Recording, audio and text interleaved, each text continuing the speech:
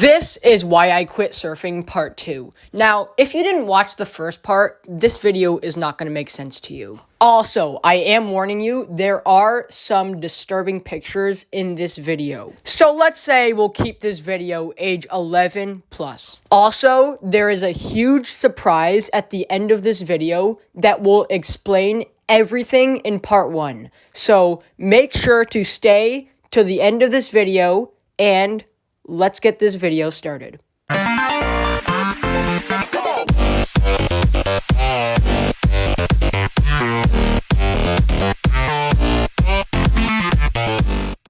took the first few days after the incident very easy. I watched TikTok, watched movies, played video games, and occasionally my toe would start bleeding, but it didn't even hurt. Like, I didn't even feel it at all.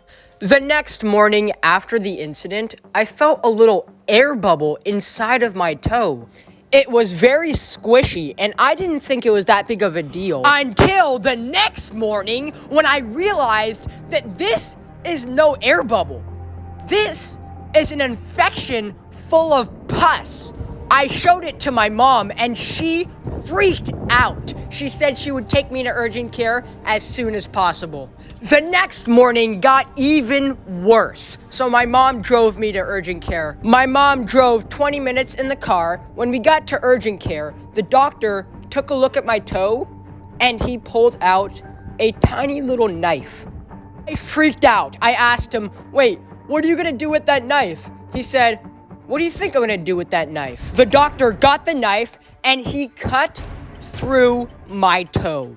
He cut open the skin and a huge amount of pus squirted out of my toe.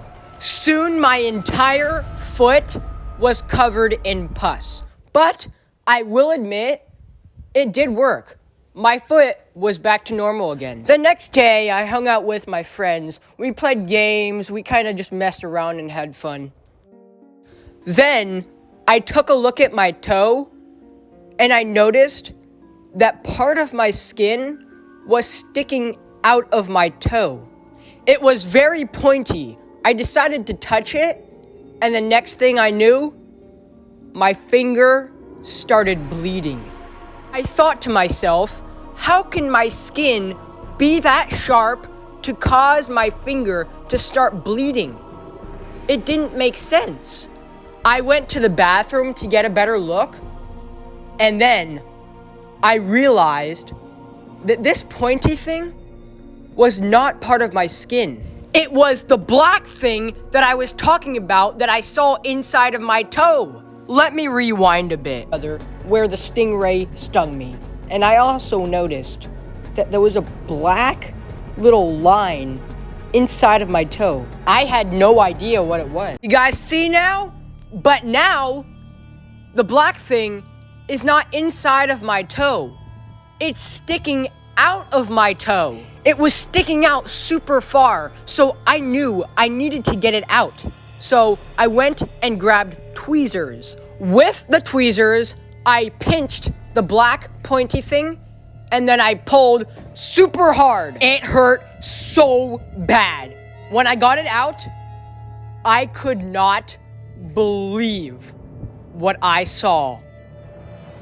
I pulled out the barb from the stingray. Everyone was wrong, including me. So let's go back a bit. When I got stung by a stingray, the stingray barb must have sliced through my foot extremely deep. That's why I was in so much pain. That's why the venom started sticking out of my leg. That's why I got infected. Because the barb stayed inside of my toe for 3 freaking days. And I didn't even know. The lifeguard didn't see it. My friends and the surf instructor didn't see it. The freaking doctor didn't see it. And I didn't even see it. I could not believe that every single person missed it. My mom told the surf instructor what happened. And the surf instructor said that the pain waves that I experienced were not the same. If the stingray barb stays inside of your foot, then the pain waves are very different. It goes high and high, and then low and low for a longer period of time. So I experienced more pain than most people that get stung by a stingray. My surf instructor also said if the stingray barb stayed in me for longer, I would never get better. I would keep getting infected over and over again, and it would never stop. Well, I am so thankful that we got it out. But I am not thankful that I had to pull it out myself because the doctor wasn't doing his job correctly. I mean, I am so mad that the doctor didn't see that. I mean, he's a doctor. That is his freaking job. I really hope that that doctor gets fired. About a week after the barb got out of my toe, I said to myself, I think I'm ready to go surfing again. So I was back at Bolsa Chica again. I was extremely confident. Me and the surf instructor slowly went out in the water. I did the stingray shuffle the entire way out. My surf instructor said, if I don't touch the ground, there's no way that the stingray can sting me. So I swam off with my surfboard and went to the outside. When I got to the outside, my surf instructor said, here, there's a really good wave you gotta catch. So I got on my surfboard, the surf instructor pushed me into the wave. I rode the wave halfway, then I got off balance. I fell head first into the water right in front of the wave. The wave pushed me back and I was trapped underwater and I couldn't come up for air. My ears clogged up with water and I really thought that I couldn't hold my breath any longer. Finally, after about 20 seconds underwater, I popped my head out of the water and I realized that the sets were coming in and I was right in the splash zone. A huge wave was about to go over my head. My surf instructor yelled, "Go under the wave!" So I decided to duck dive right through the center of the wave. The wave accelerated me backwards and I was underwater again. The wave pushed me full speed straight into my surfboard. It hurt so bad. I felt like my body was broken into tiny little pieces. I finally came up for air again and I realized that I could stand. But I didn't want to get stung by a stingray again, so my two options were get wiped out again or have a chance of getting stung by a stingray. It was too late to think. Another wave went over my head and I riptide underwater back to shore. When I got to the beach, I was out of breath. I said, I can't do this anymore.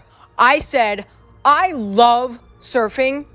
I love the feeling of riding a wave and the thrill, but I can't deal with all of this chaos. It was also the last week before school, so we decided to cancel. I might start surfing again next summer, but definitely not at this beach, because I hate the waves at this beach, and there are so many stingrays at this beach. Ever since this day, I was always super scared of stingrays and terrified of waves. I hope you guys can understand what I had to go through, what my experience were, and why I quit surfing. The memories were awesome, and I will always remember them. Well, this is the end of the story. I hope you guys enjoyed it, and please subscribe.